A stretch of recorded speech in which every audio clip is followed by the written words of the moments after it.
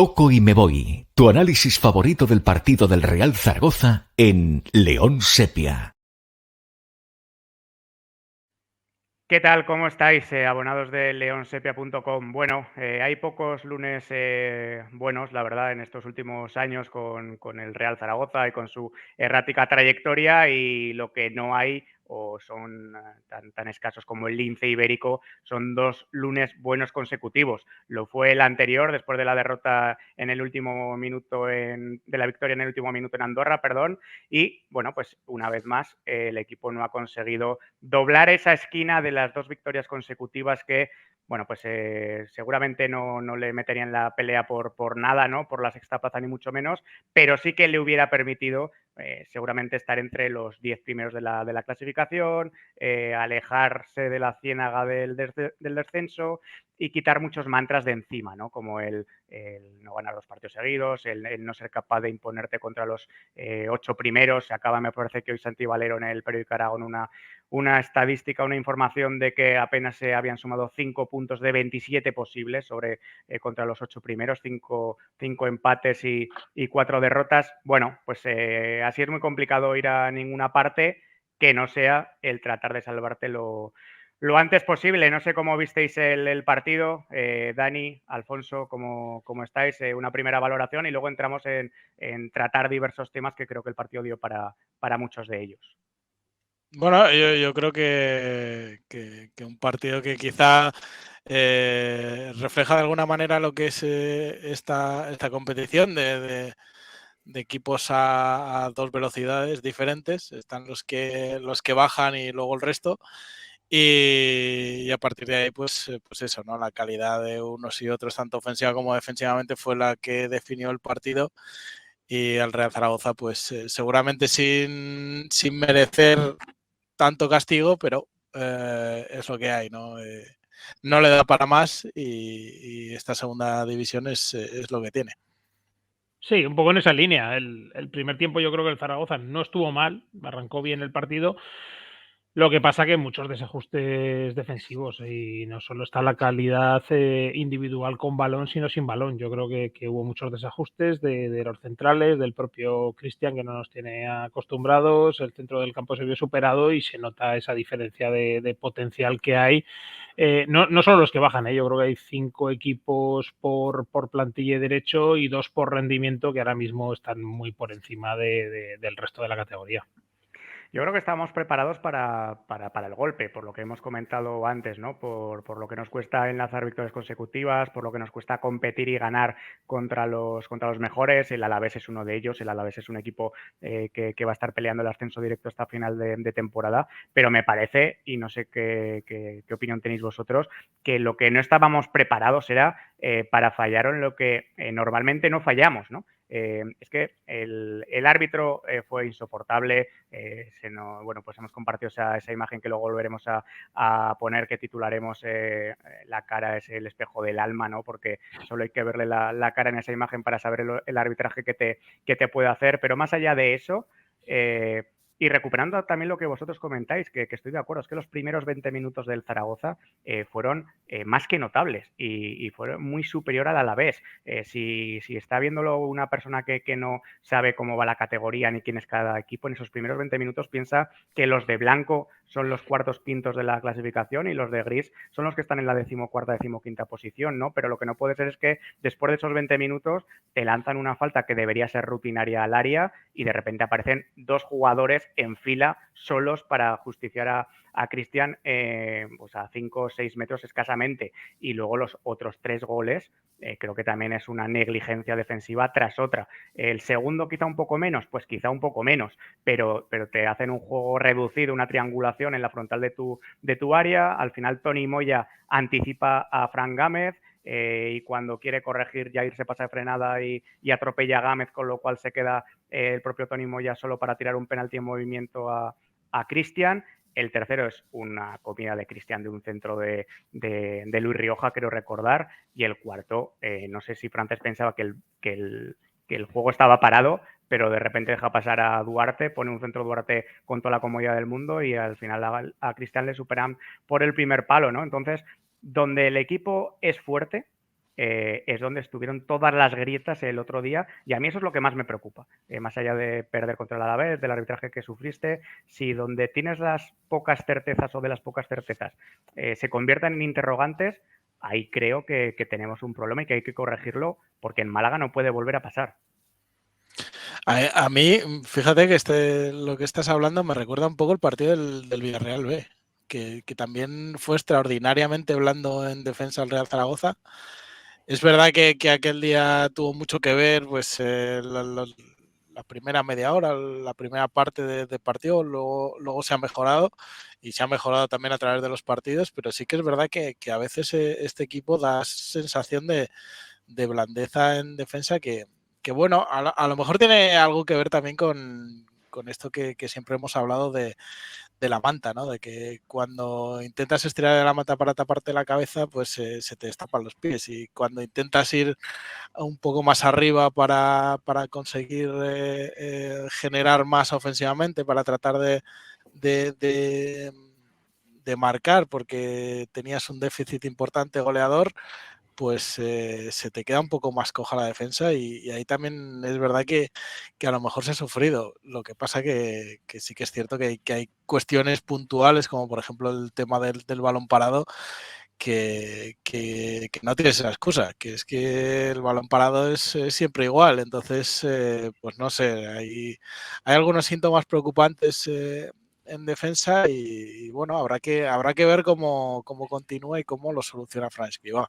Decías, Dani, Alfonso, que le recordó el partido contra el Villarreal. A mí realmente me ha recordado al del Lugo en casa en la primera vuelta, que creo que fue también un pasaje de los horrores defensivamente, que al final terminó con Cristian enloquecido y saliendo a un balón que no debía salir, y reduciéndose todo el desastre o prácticamente todo el desastre de ese partido en esa acción. Pero si nos acordamos, la segunda parte, especialmente contra el Lugo, defensivamente el Zaragoza no fue ni por asomo lo que acostumbra, y por momentos me pareció algo similar. Es que tampoco puedes decir que el Alavés al final impuso su calidad, porque no fue una cuestión tampoco de calidad, que impuso su pegada, porque no fue una cuestión de pegada. Al final lo que hizo el Alavés fue aprovechar que le fuiste abriendo una puerta tras otra y pasar 4 veces porque le abriste 4 veces la puerta, ¿no? Sí, a ver, yo creo que sí que, bueno, esa histeria colectiva que se vivió el día del Lugo sí que se puede contagiar. Lo que pasa que en este caso yo creo que cada jugada responde más a unos problemas de concentración, que al final es calidad individual también. O sea, hablamos de factores técnicos y tácticos, pero en defensa también. Hablabas antes del fallo de Cristian, también fallan allí los centrales y fallan toda la línea defensiva en la falta que marcaba Mamadou Silla. No es que entre uno solo, que creo que además es Bebé el que está medio marcándole y se olvida. Es que se olvida toda la línea. Entonces, al final, la calidad que impone un equipo como el Alavés no es otra que la de jugadores con más oficio, más presencia y más constantes en el tiempo y durante los partidos. Yo creo que esa irregularidad es lo que te mata en segunda división. Si vemos la plantilla del Real Zaragoza, yo creo que no es una plantilla tan mala, o por lo menos no es tan distinta a la que pueda tener el Burgos o el Albacete, que están arriba, pero sí que es una plantilla muy irregular, y quizás ahí sea un producto de que estamos apostando todo a muchos jugadores muy jóvenes que el día que tienen buenos es puerta grande, y el día que no están tan acertados se contagian también unos a otros, y al equipo le falta esa jerarquía, esa solidez que sí que tienen otros equipos con plantillas similares a las del Real Zaragoza. Insisto ahora un segundo contigo, Alfonso, y le damos un poco la vuelta, cambiamos la corriente y el flujo. Lo digo porque tú fuiste el que estuviste en el campo el otro día, y desde abajo sentías algo que no iba como otros días, falta de, no sé, la concentración que comentabas, de intensidad, que el equipo no se encontraba cómodo. Yo, por ejemplo, antes de ver el primer gol repetido en directo, yo tuve la impresión de que el equipo estaba tirando el fuera de juego, pero luego vi la jugada repetida y no se tira el fuera de juego. Es que no está con su marca ninguno. Sí, ya aparece entre la espalda de Yair y creo que el intento de marca de Zapater, silbando. Entonces, no sé si tú ahí abajo apreciaste algo impropio de otros días. No, obviamente las jugadas así generales tengo que verlas luego en televisión, porque abajo no te quedas con esa sensación, pero sí que se veía cierta histeria. O sea, es que el equipo pasa de las ganas a la crispación de una manera muy fácil. Un delantero como Mamadou Silla, que creo que hizo un partido correcto, no fue un partido sublime, en cada jugada generaba un peligro y una inseguridad que era impropia de la situación en la que se encontraba el partido. Y como dices tú, esa jugada, la del primer gol, yo creo que no se tira la línea, tampoco se hace la marca, tampoco se hace zonal, se está porque se tiene que estar, y al final sí que es verdad que bueno, te ponen un buen balón y entran bien. Y al final creo que es un poco la diferencia, ¿no? Sí, sí que se puede apelar a eso, y creo que en todas las jugadas el equipo no estuvo. Y de hecho la jugada, por ejemplo, luego la comentaremos, imagino, la jugada de Simeone que da en absoluta definición de cómo estaba el equipo, ¿no? De que trata de encontrar un tesoro en una jugada que si la ves es residual, pero todo el mundo intentaba que ahí hubiera un cambio, y eso es porque no estaba cómodo en el partido. Vamos a hablar de más nombres propios porque el partido los tuvo, ¿no? El propio Bebé, por supuesto, Pau Sanz, un nuevo gran partido de Francho para mí. Pero vamos a terminar a cerrar este capítulo defensivo, que creo que es lo que marcó la derrota. No fue el único protagonista del partido, pero creo que es lo que marcó la derrota y sobre todo lo abultado de la goleada, con una radiografía que hizo Escriba, que acostumbra a ser bastante explícito, y me parece que es un valor, porque lo dice sin levantar el tono, sin levantar la voz, pero cada vez que se le pregunta por algo concreto, bueno, pues lo responde, ¿no? Y dijo Escriba cuando se le personalizó en un defensa, no sé si creo que era en Gámez, me parece, en rueda de prensa, hizo una radiografía con la que yo estoy bastante de acuerdo, no sé vosotros. Creo que fue un partido en el que fallaron más el centro de la defensa que los laterales, y que dentro de los laterales Nieto estuvo mejor que Gámez. Nieto es el segundo partido consecutivo que juega.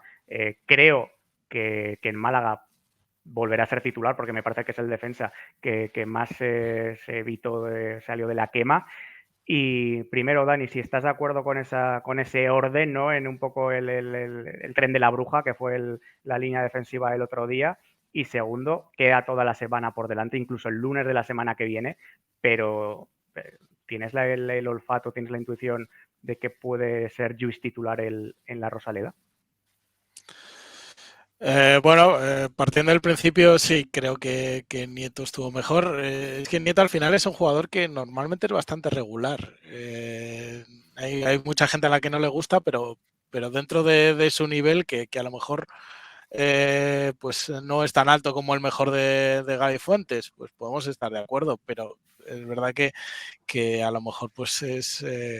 apelando a magníficos es un 6,5 todos los partidos, ¿no? Luego es verdad que ya sabemos que el Big Data siempre infla un poco a los laterales, pero digamos que es un 6,5 cada día, entonces pues dentro de eso al final es algo que necesitas y que te viene muy bien, porque por lo menos puedes apelar a que sabes más o menos lo que te vas a encontrar ahí.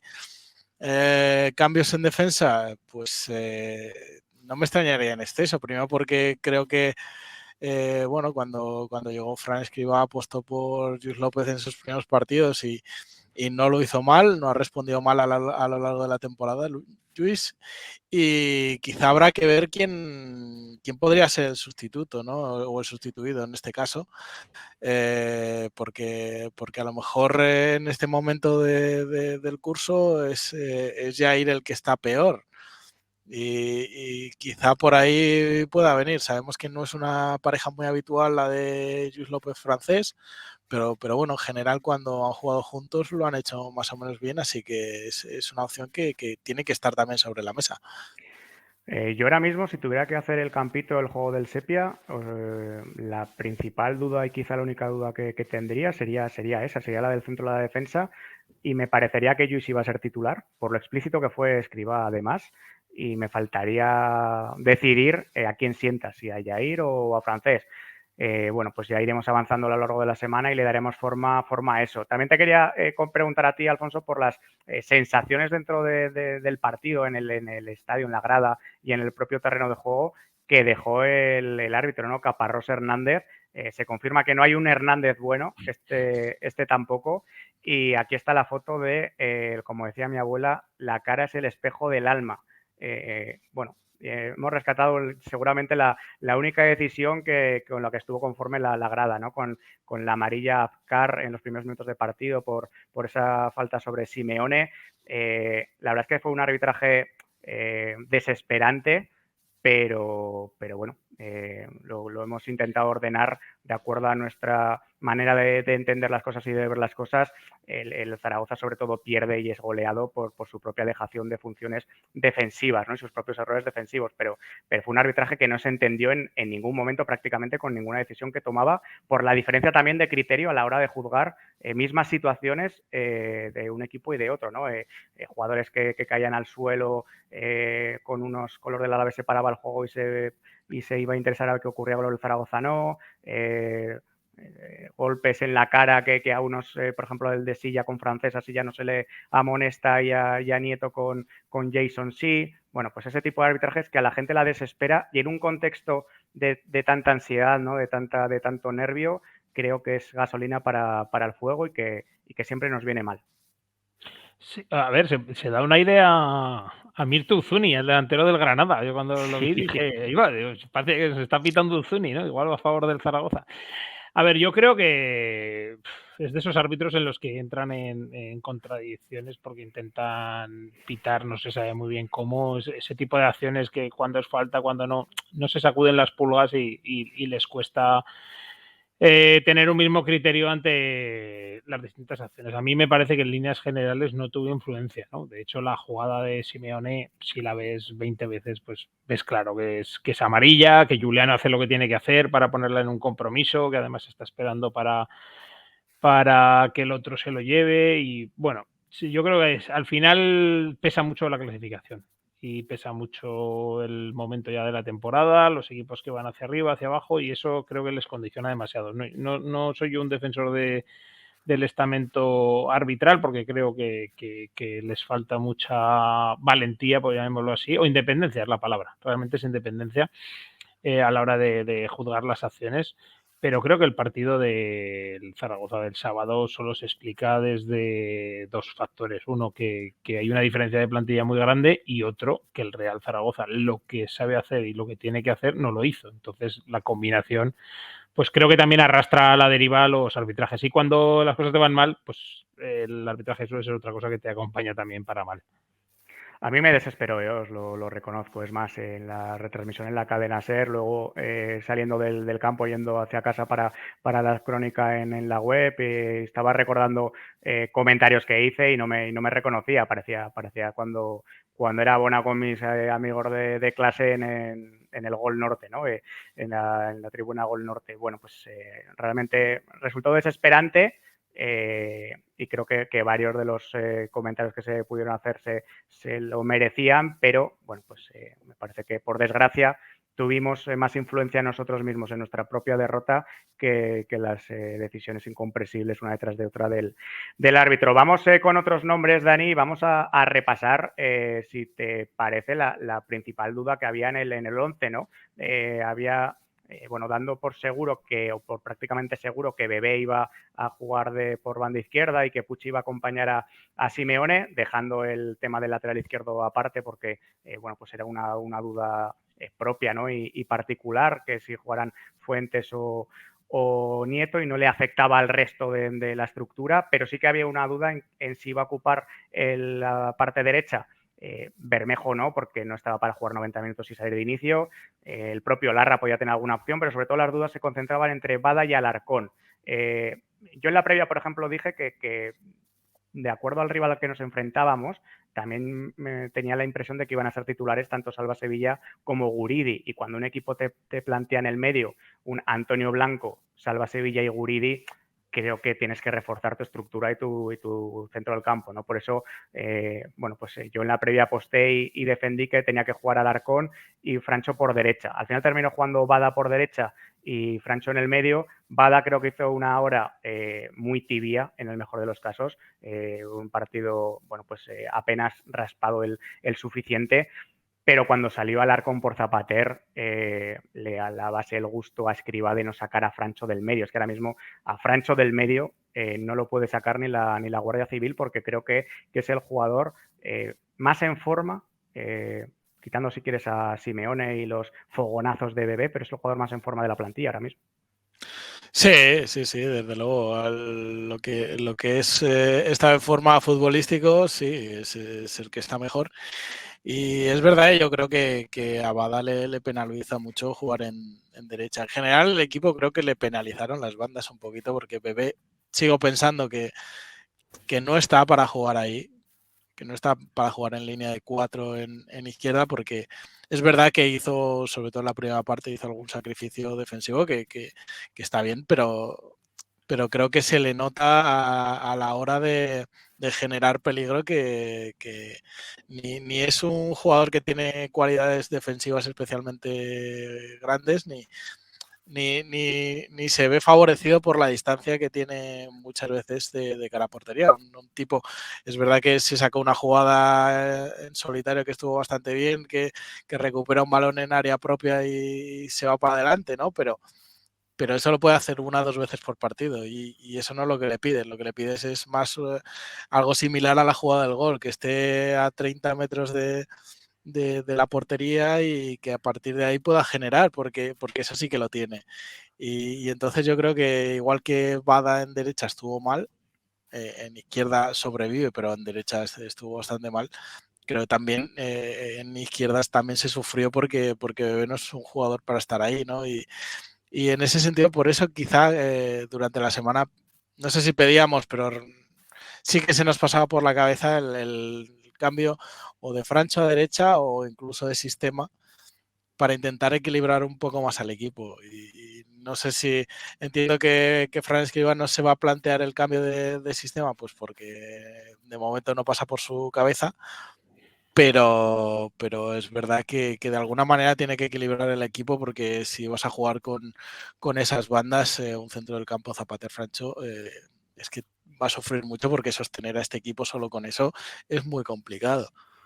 El problema de Bebé, que como comentáis, sí que hizo esfuerzos defensivos en la primera parte interesantes y robó un balón en área propia ayudando a Nieto contra Jason, creo recordar, es que esa es una posición que te obliga a sostener esos esfuerzos, ¿no? Y mediada la primera parte, al final de la misma, hubo una acción en la que se perdió el balón y él le tocó fuera de posición absolutamente como extremo derecho y volvió caminando porque ya no le daba para hacer ese esfuerzo de 70-80 metros.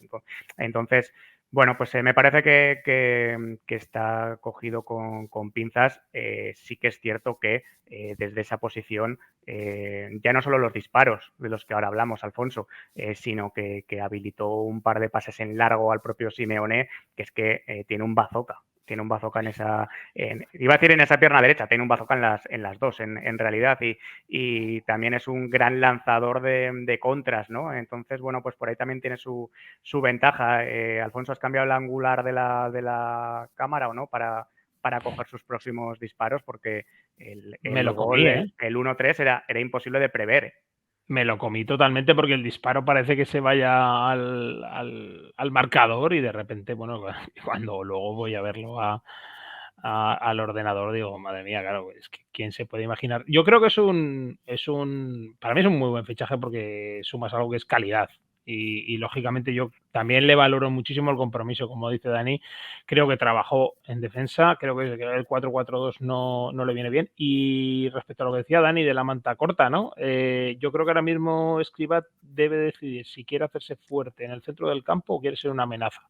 Y el 4-2-3-1 quizás es lo que mejor le vendría a jugadores como Bebé, como Bermejo, como Juliano, y tratar de ser una amenaza. Igual no era el día del Alavés, pero sí que creo que hay que acercarlo a la portería. La verdad que yo creo que ha entrado con buen pie y mejor actitud. Y creo que si Bebé se siente importante en este equipo, es un jugador diferencial para lo que le falta al Real Zaragoza, que en este caso, bueno, pues es que con poco hace gol. Alguna falta nos amenaza a los de los fondos, pero se le perdona si luego te mete semejante chirlo, que yo, sinceramente, desde Juan Schneider creo que metió un gol que se puede dar un aire cuando vino en aquella segunda vuelta para la salvación, en esa misma portería. ¿Al Oviedo puede ser? Puede ser. No había visto un tiro como ese en la Romareda hacía años. Sí, en la crónica lo comentaba, que a mí me recordó al Zaragoza de la década de los 80 con esos disparos de Juan Señor, de Barbas, de esos jugadores que desde 25 o 30 metros te amenazaban. Pero es que, además, el otro día es que no fue ni factor sorpresa, tal y como salió el balón, sí, la trayectoria del mismo, sí, pero el disparo. O sea, el Sabe que disparo va a tirar. se veía que iba a tirar y Sí, desde sí. ahí decías, pero es que la vas a colgar, la vas a poner en el auditorio, ¿no? Y sin embargo, bueno, pues hizo una trayectoria imposible y así verá que por lo demás hizo un partidazo soberbio, bueno, pues le sorprendió y le ganó la escuadra. La semana pasada, Alfonso, cuando hablamos del cambio de sistema, nosotros apuntábamos la posibilidad de, además del 4-2-3-1, cambiar a un 4-3-3, porque en ese 4-3-3 a ti te ubica a Bebé por la izquierda, a Bermejo por la derecha y te puedes hacer fuerte en el centro del campo. Imaginábamos que Alarcón iba a estar en un mejor momento, pero si no está Alarcón, bueno, creo que tienes 5 centrocampistas centrales con las suficientes garantías como para sostener ese sistema, que me parece que ahora mismo es el que a ti mejor te viene, aunque estoy de acuerdo con vosotros que creo que no se va a cambiar. Está el chat, Dani, bastante encendido con Bada. Creo que hizo un partido, lo hemos comentado antes, intrascendente, invisible, lo has dicho tú, por izquierda más o menos se defiende, pero por derecha no, siendo que su posición natural es media punta. Insiste Escriba en poner a Puche arriba y a Bada por derecha. Yo entiendo que Puche te da más trabajo y te dificulta más la salida de balón del rival y es mejor en esa primera presión, pero todas las demás cualidades creo que estaban desordenadas y que hacía falta permutarlo, porque Bada creo que tiene más claridad y es más influyente en esos metros finales, cuando la acción está llegando ya al borde del área, que Puche. Y Puche, sin embargo, es un jugador de más tranco largo, ¿no? De más zancada, de más espacio por delante. Hubiera ayudado mejor, creo, a Fran Gámez con Luis Rioja. No lo sé. Yo entiendo que Puche te da en la primera presión y en la salida de balón del rival, pero creo que el equipo hubiera sido mejor con Puche por derecha y con Bada de media punta, ¿no? Por detrás de Simeone. Sí, al final es el cambio que estábamos hablando, ¿no? Pasaría a ser un 4-2-3-1. Al final sabemos que los sistemas pues no dejan de ser números sobre un papel, porque los futbolistas se mueven y ya te desordenan todo. Pero yo creo que eso viene muy condicionado por el hecho de que el propio Fran Escribá dijo el otro día que Puche era más delantero centro que otra cosa. Yo tengo que reconocer que no lo he visto demasiado en categorías inferiores, pero juraría que ha jugado siempre en banda y residualmente como delantero. Entonces, bueno, al final cada entrenador tiene sus cosillas y pues eso, si Escribá ve a Puche como delantero y se empeña en que Puche tiene que ser delantero, pues lo pondrá de delantero. El problema es que esas pequeñas manías pues muchas veces también perjudican al equipo en general, pues porque no eres capaz de sacar todo el jugo a los futbolistas con los que cuentas. Oye, va a sobrar semana para hablar de Pau Sanz, por eso en este postpartido, en este toque y me voy, lo hemos dejado para el final. Para empezar, mañana va a estar con nosotros Jesús Seba, que también fue una irrupción del filial, ¿no? De las categorías inferiores en su momento y yo creo que tienen alguna característica común, ¿no? En cuanto a ese filo, a ese desparpajo, a ese veneno, ¿no? Que parece que tienen cada vez que pisan el área, pero vamos a dedicar la parte final de este postpartido para que cada uno dé una opinión sobre lo que le pareció el estreno de Pau Sanz. La fotografía estudio Alfonso no está dedicado íntegramente a él, pero sí, obviamente tiene un ojo muy fijo en su irrupción y en su impacto. A mí me llamó muchísimo la atención, ya no por las dos ocasiones que tuvo, que son dos ocasiones que el primer mano a mano me parece que es más mérito de portero que de mérito suyo. Sobre todo me llama mucho la atención el cómo gana ese balón aéreo para rematar, teniendo 18 años recién cumplidos, con una de las defensas más inexpugnables de la categoría, y que solo un paradón del portero evita su gol. Y sobre todo me gustaba primero, aquí lo vemos haciéndole o proponiéndole una bicicleta a Duarte, ¿no? Un jugador que creo que lleva más de 200 partidos como profesional entre primera y segunda división. Me parece que se venía a asociar, que lo hacía siempre con acierto y con la velocidad suficiente.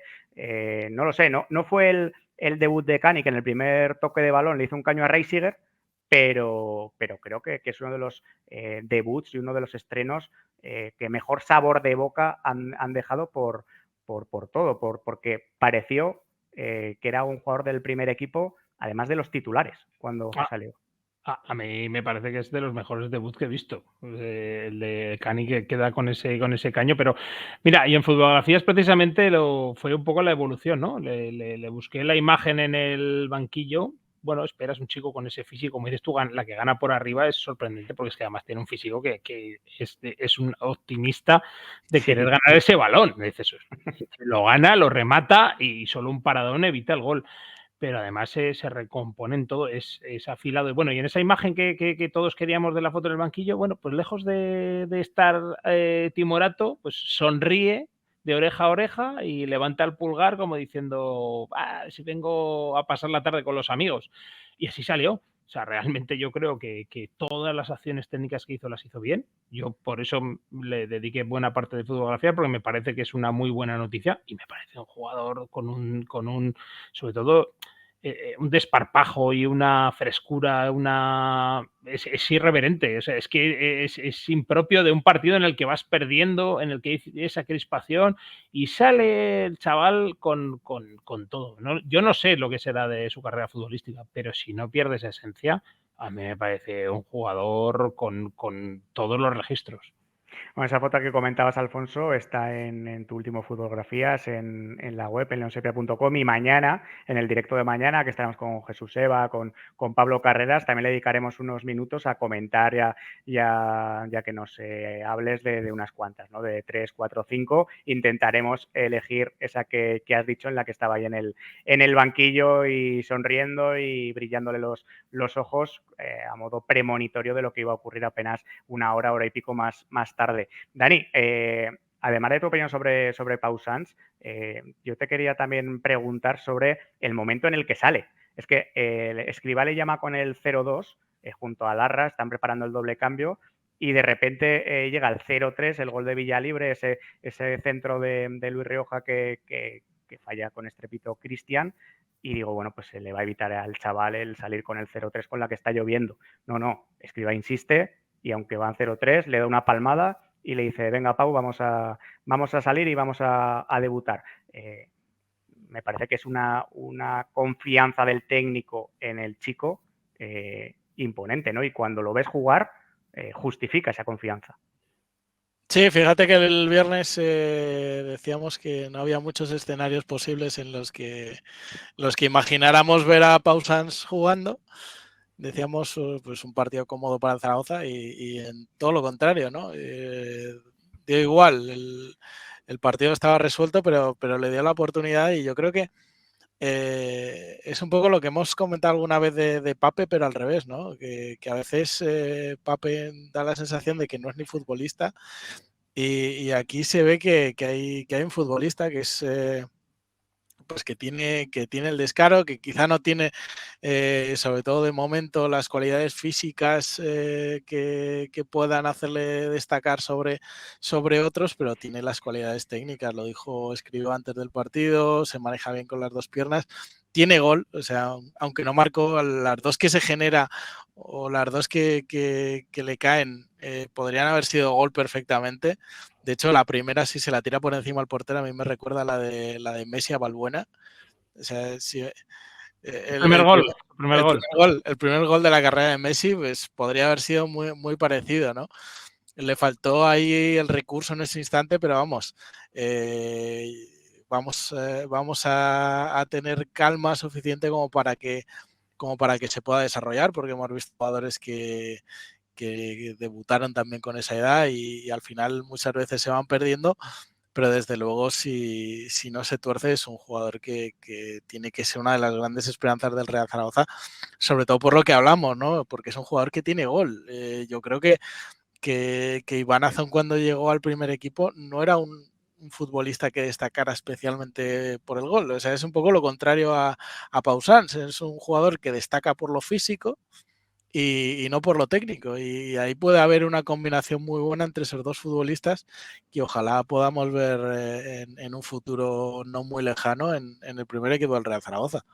No, al final el futuro es lo que nos sostiene, ¿no? Y esa ilusión, esa esperanza, esa expectativa en que con estos chicos y con buenas decisiones que se tomen a partir de ahora, bueno, pues más pronto que tarde llegue esa temporada en la que por fin pelees y además consigas el ascenso antes de que se nos lleve por delante a todos la espera. De momento este año, bueno, pues toca ir a Málaga el lunes que viene, toca... Pues yo creo que intentar ganar el partido. Ayer el Málaga se le escapó un triunfo en Albacete y en los minutos finales el Albacete la verdad es que pudo marcar 7 u 8.